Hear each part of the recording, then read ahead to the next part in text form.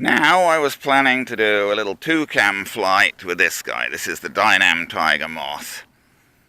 I'm afraid it has been crashed, so it's had some repair here and there. I crashed it about the second time I flew it. I got distracted trying to land it.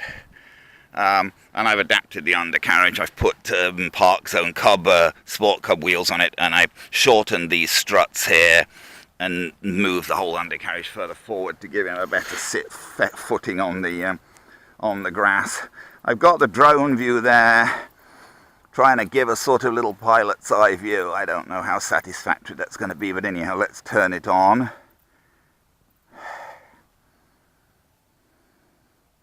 Yep, drone view's recording now. 2, 3, 4, 5, 6. That's recording. So let's hook up and see what we can do. Throttle cut off. Throttle cut on. Had a bit of a problem getting this guy to initialize today. For some reason, when I turned him on, the ESC wouldn't initialize. It kept going. I turned it on and it kept going beep, beep, beep, beep, beep, beep, beep at me. It seemed like the problem was...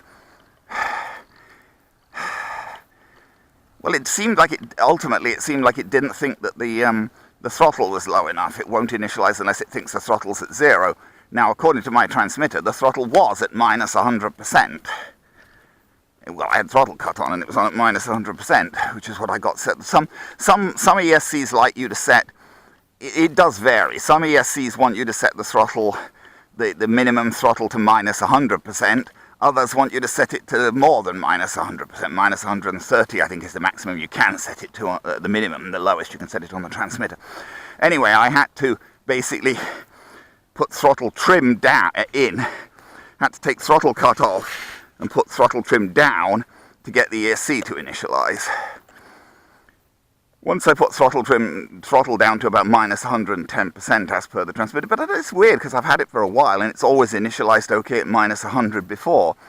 Why suddenly today it only wants to initialize? This has got some old Spectrum receiver in it actually. It's got an AR635 in it. Throttle cut off. Well, let's see what we can do with him anyway. Here's a tail dragger, so we'll try and keep his tail down.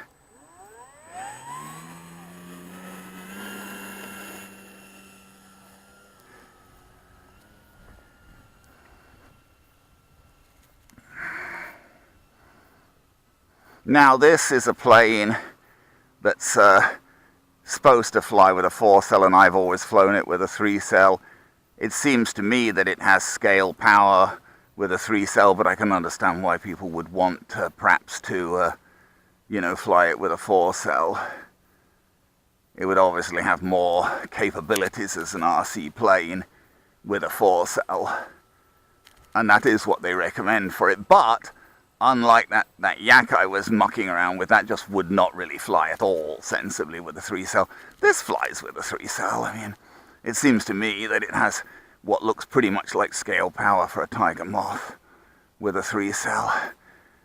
Oh dear, I'm not actually feeling that great today. Time remaining. And it's rather chilly, so I'm probably not going to do a lot more really. It's a little chilly and damp, and I'm not feeling all that great. Seem to have been fighting off some sort of summer cold or something, I don't know. And well, I mean, it does help, of course, that this guy's perfectly, being a biplane and whatever, is prepared to fly slowly.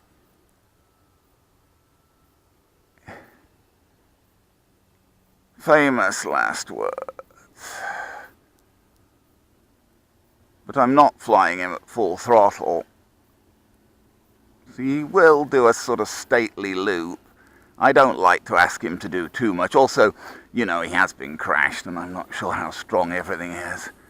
I had to repair the wings and the fuselage was broken in, I think, about 3 pieces. I had a bad crash with him. Remaining 5 minutes. And he doesn't have any of the wires that originally, he had a bunch of wires connecting the wings as he came from Dynam. They were a bugger to put on in the first place, and when I had that crash, they all just twanged off all over the place, and I saw no hope of repair, of putting them back on again, because they were all weird, complicated little things retained by these weird little metal pieces. Nice idea, but Now, whether they help structurally with the wings, I don't know. They obviously weren't super vital, but I do worry a bit that they're not there. I've just got some threads on there now, but I don't think those threads do much structurally. They're more... I tried to tighten them up, but then they've gone loose again. You know, they're more just... it's just like some kind of embroidery thread or something I think I used, and it's more just cosmetic. I'm not sure it even looks that good cosmetically anymore. But... So we don't really have much in the way of wires bracing the wings or anything.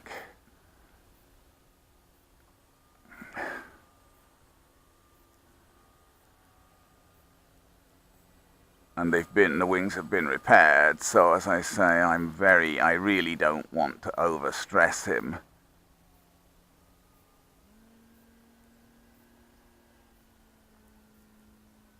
Oh, there you go. One thing about him going so slowly, you can execute maneuvers fairly precisely. That was a rather neat little Immelman turn, because he does go so slowly, you've got time to execute the maneuver rather precisely, which with a fast plane would be a lot harder to do, because it would be out of position by the time you mucked around.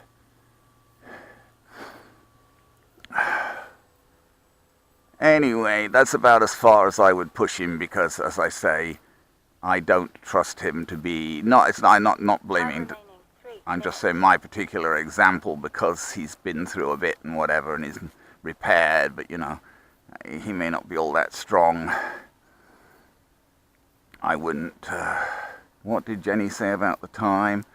See, even now, that mist is making it a little hard to see. Even though the sun's up, I still find that mist is interfering a bit there on the corner there with my view. Anyway, I think we'll try and bring him in now. Always think, well, I have quite a lot of planes that do have flaps, so I tend to think of flaps when I bring a plane in, but this plane does not have flaps.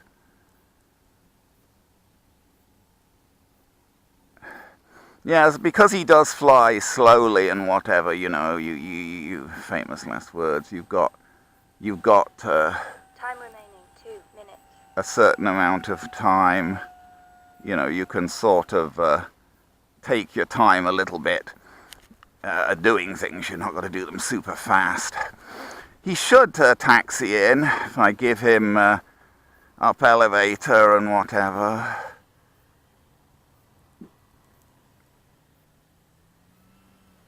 He wouldn't have taxied in with the undercarriage the way it came, not on grass, with the way it came from Dynam. The wheels were too small and they were too far back. He would have just nosed over. But as I say, I put bigger wheels on him. I put Park Zone Sport Cub S wheels on him. Throttle cut on. See, they've got the brake programmed on the ESC. I don't think I did that. I don't remember what the ESC... Oh, that's Dynam's ESC, I guess. I don't think I changed the ESC. It came with it. There you go. Not too bad, and a very nice looking plane. I mean, pity about those guy wires and whatever, but just generally a nice looking plane. I'm very, very fond of the Tiger Moth. I love the Tiger Moth as a plane generally. And he handles, you know, those changes to the undercarriage may not be scale. I mean, maybe the wheels aren't supposed to be that far forward on a real Tiger Moth, but to make this guy handle on grass with the balance, it's really necessary. Okay. So we'll turn off the drone view. Yep, that turned off the drone view. We got throttle cut on. So there you go. And the time was, we got 1:35 left out of 7, so about 5.5 minutes we flew for there on a 3200 3-cell. Just have a quick battery check here. So we had 5.5 minutes on a 3200 3-cell, and we're looking at 11.8, 3.94. So, you know, the 7-minute timer is perfectly reasonable. You know, that's fine. He can fly for 7 minutes easily, and probably could fly for a little bit more than 7 minutes on a 3200 3-cell, and to me he flies perfectly scale on a 3200 3-cell. So you do not need a 4-cell for this plane, although I'm sure he would be more aerobatic and all that with a 4-cell. I don't think I'd even want to put a 4-cell in my example, you know, as I say, I don't want to stress it anymore anyway. Nice plane. I mean, of course I wish I hadn't crashed it shortly after I got it, but still he's flown lots of times since, and he's a nice looking plane.